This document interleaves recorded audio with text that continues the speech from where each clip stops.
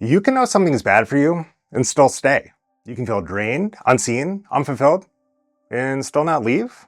And that's where people get confused. Because if something's hurting you, shouldn't it be obvious to just walk away? Well, not necessarily, because people do not just stay where they're happy.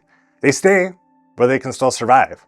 And that applies to more than just relationships. People stay in draining jobs, painful relationships, unhealthy family roles, rigid communities, belief systems they no longer fully fit, even identities they've outgrown.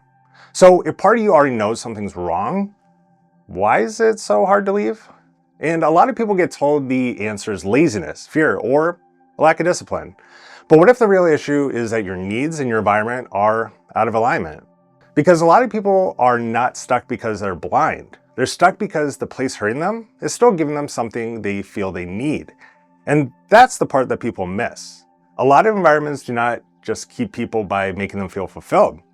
They keep people by meeting just enough needs to make leaving feel risky. And that's why a situation can look fine from the outside and still leave you feeling empty. You can be at a job where you work hard, perform well, go above and beyond. And the best you get is a paycheck, a tiny raise, a fear that you could be replaced. You can be in a relationship where you're always giving, always adjusting, always trying to hold things together, and still feel like less and less of you gets to exist inside it. You can be the person everyone leans on, the reliable one, the understanding one, the one who always shows up.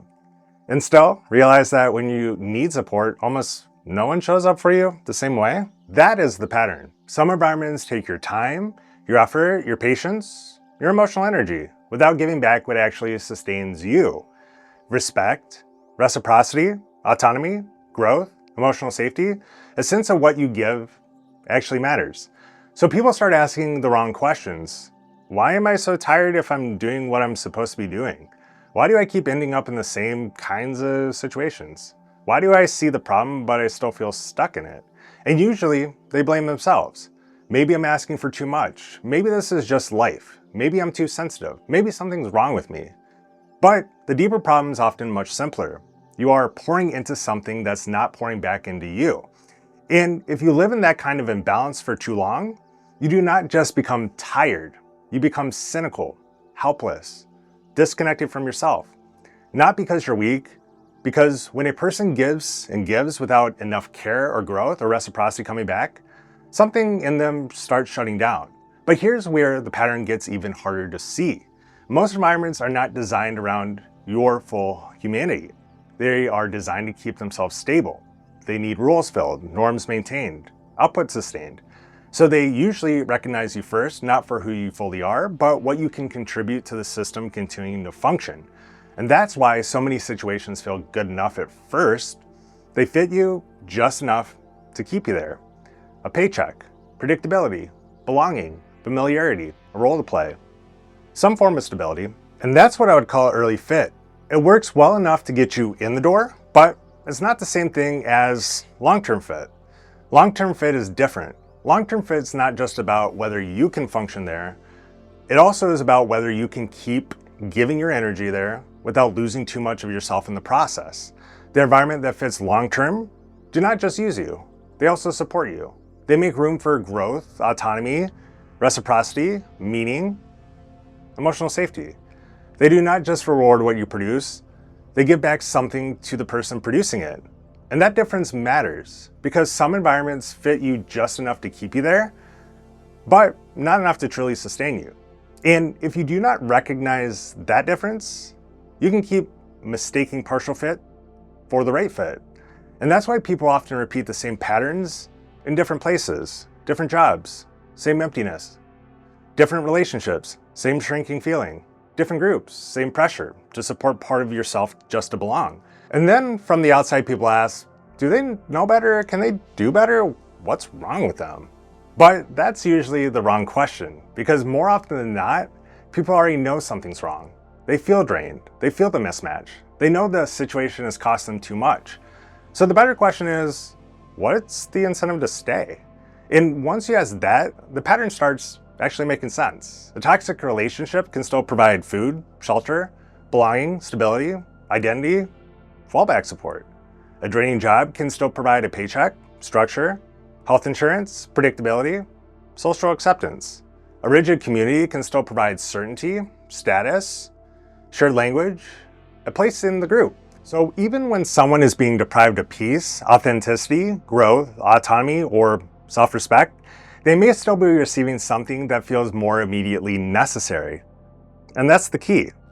What is being met may be lower level needs, survival, stability, belonging, familiarity. What is being deprived may be higher order needs, meaning, purpose, autonomy, emotional safety, the ability to fully become who they are. And when those two levels come into conflict, a lot of people will choose what helps them survive now over what might help them fully live later. Not because they are stupid, not because they're weak, and not because they cannot see the problem, but because clarity is not always stronger than survival. And that's one of the most important things to understand. People do not always stay because they think it is good. Sometimes they stay because leaving feels more dangerous. And once you understand that, you stop asking, why didn't they leave sooner? And you start asking, what made leaving feel unsafe?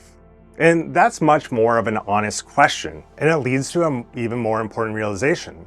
The longer someone stays in one of these environments, the harder it often becomes to see clearly. Because at the beginning, there's usually hope. A new job feels like a fresh start. A relationship feels exciting. A community feels welcoming. And at first, the environment often makes you feel chosen, valued, wanted, like you belong there. So you adapt. You learn what's expected, you contribute, you settle into a role, and over time, those roles start to feel normal, automatic. But once your contribution becomes familiar, it often stops being meaningfully seen. What was once appreciated starts being expected. What once made you feel valued starts being taken for granted. And that's when the cycle tightens. You start feeling that less and less is coming back to you. You may want to grow, to contribute more fully, to express more of who you are. But the environment is not really asking for more of you. It is asking for continued compliance with the role. It wants your function, not your full self. And that's where the drain deepens. The environment drains you. The depletion creates more stress, less autonomy, and less internal capacity. And once you're depleted, your choices narrow. You have less energy to reflect clearly, less room to take risks, less ability to imagine alternatives. So instead of stepping out of the pattern, you become more dependent on what is already familiar. And because the system's still functioning, because the relationship's still intact, because the job is still getting done, the pattern gets normalized. The system reads that as success. But your emptiness, it does not disappear just because the structure is still standing. So now the pain gets interpreted the wrong way. Instead of seeing a structural mismatch, you start blaming yourself. Maybe I'm too sensitive. Maybe I'm the problem. Maybe if I were better, more grateful, or more disciplined, this would finally feel okay. And that's one of the cruelest parts of the loop. Self-blame hides the structural problem. It hides the fact that you were never really being invited to show up in your fully human, meaningful, reciprocal way. You are being asked to function, not necessarily to thrive. And if the environment was never structured to truly see, support, or reciprocate your deeper needs, then it should not be surprising that it keeps leaving you depleted. Because when people are depleted, they do not choose from the highest clarity, they choose from what feels survivable. So if that is the loop, how do you start seeing it clearly enough to break it?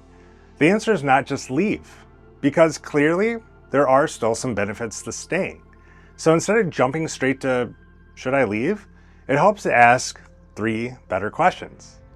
First, what is the environment asking from me? Is it asking for your time, your silence, your emotional energy, your loyalty, your ability to conform?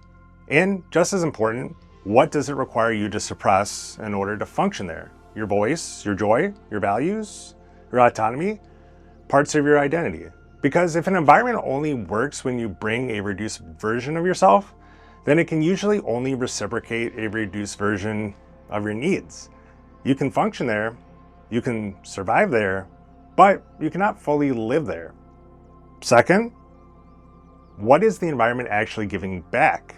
Not what it promises, not what it looks like from the outside, what it really is giving back.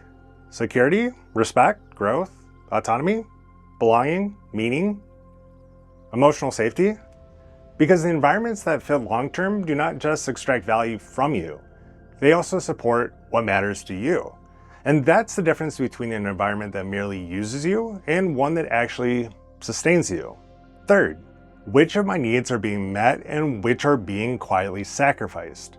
Because sometimes an environment is meeting just enough of your needs to keep you there, while quietly starving the rest. Maybe it just gives you stability but costs you peace. Maybe it gives you belonging but costs you authenticity. Maybe it gives you a role but costs you growth. Maybe it gives you predictability but costs you meaning. And once you can name that trade-off clearly, you can start seeing the environments for what it actually is. Not just whether it's stable for the system, but whether it's healthy for you. Because those are not always the same things. A lot of people are not stuck because they're lazy, weak, or unaware. They're stuck because they've spent too long trying to survive inside environments that were never built to fully see them, support them, or give back to them in the way they actually need. And when you live in that kind of mismatch long enough, it becomes easy to blame yourself for the emptiness. But the emptiness is not always proof that something is wrong with you. Sometimes it's the clear signal that something about your environment is no longer healthy, sustainable, or aligned with who you are. And that does not mean change is easy, and it does not mean that you can leave every situation overnight, but it does mean this. The goal is not to spend your whole life becoming better at tolerating what keeps draining you. The goal is to see clearly what your environment is giving you, what it's taking from you, and what it quietly is costing you. Because once you can see that pattern, you can stop calling every painful cycle a personal failure. You can stop confusing survival with fit. You can stop mistaking stability for fulfillment. You can start making decisions that move you towards environments where more of you gets to exist, contribute, and come alive. And that's where things begin to change. Not all at once, not perfectly, but honestly. And sometimes honesty is the first step out of the loop. And as always, appreciate you watching. We'll talk soon.